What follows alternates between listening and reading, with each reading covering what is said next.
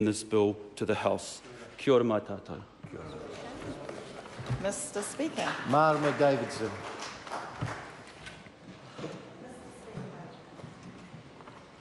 Tēnā koe e te māngai o te whare, huri noa kia koutou katoa. Kia koutou o Ngatikahu ki Whangaroa, ngā uri, ngā mokopuna. Tēnā koutou.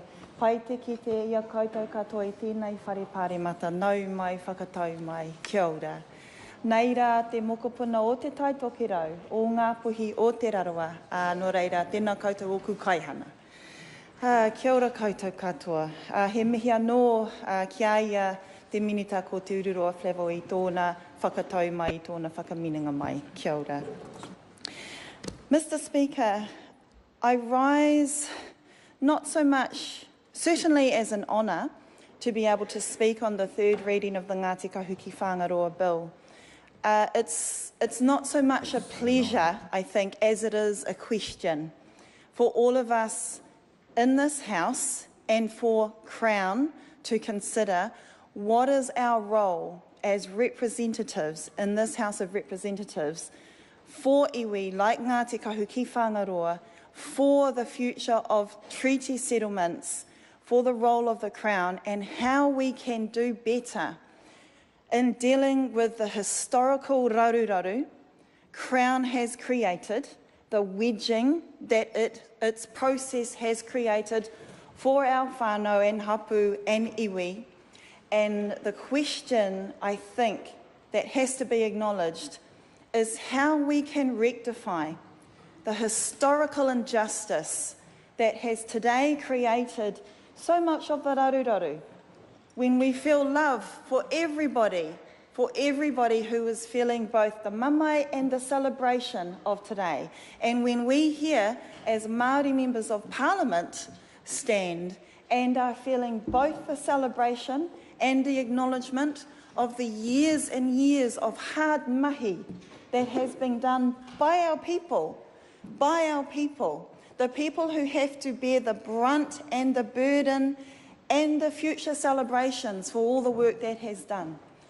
And where is the leadership in our ball, in our court, as House of Representatives, to really address the injustice and to really uphold a process that is not full and final? That is not full and final. Because te tiriti was never supposed to be full and final. It is an enduring relationship to seek treaty justice. I firstly want to make it very clear. I am here with aroha and admiration and respect for the raru and the difficulties and the leadership that Ngatikahu have displayed, that Ngatikahu ki Whangaroa have shown us. I am also here with a rumbling puku, not just for Ngatikahu ki Whangaroa, but for ongoing treaty settlements that have happened and that are yet to happen. My goodness, I'm from Ngāpuhi. So, how can we do better? How can the Crown, who controls the timeliness, the time framework of the settlements, who controls what the settlements look like, what is given back from what was stolen? It was stolen. We use words like extinguishing customary native title. We use words like taking a little bit more than what was offered in the first place. Our whenua around the motu was stolen. And in most of the cases, the Crown lied to do it. Now, my understanding in recent events is that our country is outraged by lying and thieving. But apparently, not when it comes to tiriti settlements.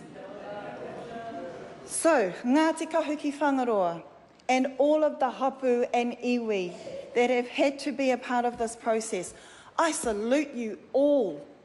I salute you all for bearing the brunt of what the Crown has done to your people, to your mokopuna, kei te hara mai.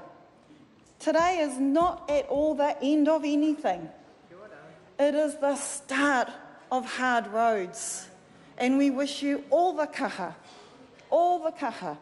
And I did want to, because I think if we are asking ourselves as representatives of this House how we can do better, we cannot overlook the historical accounts of what has happened. We cannot overlook, because this is why we are here, we cannot overlook that the Crown created further disputes, wedged and ripped our whānau and iwi and hapū in their actions. They did that. The Crown did that. For example, when the Crown was meant to investigate the legitimacy of transactions in the 1840s that happened within the Ngatikahu ki Whangaroa rohe, in most cases they failed to do that. So they set up some seedy deals. The Crown set up some seedy deals to get its hand on whenua, and purposefully and intentionally did not investigate the raru that was created from those seedy deals. In the 1850s, the Crown investigated some mangonui land claims but did not investigate others. And though Ngatikahu ki Whangaroa occupied many of these blocks, the Crown failed to adequately consider their customary interests. They didn't fail, it was a proactive decision. Let's be very clear about that. I talked previously about extinguishing customary title. The Crown considered all customary title was extinguished if a land commissioner confirmed the transaction. It assumed ownership. It assumed ownership. That's called selling land. It assumed ownership of an estimated 11,000 acres of Ngatikahu ki Whangaroa ancestral lands through its surplus land policy. It assumed ownership. I am pleased to see that the bill outlines that was a small little smidgen of what historically has happened to Ngatikahu ki Whangaroa, including what happened with Stony Creek and Ngāti Okiwa. And I acknowledge Ngāti Okiwa and I acknowledge the raru that has been there for a long time. The Greens are very clear that these settlements should not be full and final. We are very clear that we must undertake a comprehensive review of te tiriti and treaty settlement processes. We are very clear, for example, that when we say that iwi have the right of first refusal, that it should mean the right of first refusal, not second or third. The Green Party are very clear that we should allow settlements to be revisited where situations have changed or claimants were shut out of original negotiations. And once again, we are very clear that treaty settlements should not be full and final.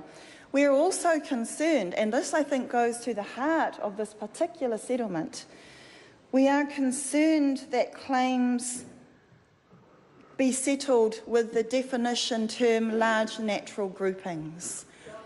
This goes to the very heart of the raru in this settlement and most other settlements. That is a Crown power definition. That is how the Crown upholds its definition and its power, through choosing who they get to settle with. In my final mihi to you, Ngatikahu ki Whangaroa, we often, I think, at the third readings, feel like this is our lot here in this House. It should never be. We should be responsible, the Crown should remain responsible for seeking and ensuring that justice happens for Ngatikahu, for all the hapū and iwi concerned, and for generations to come. I look forward when the real leadership can come from this House, when we can maintain our journey, the Crown's journey, to uphold its end of the bargain. Kia ora koutou katoa.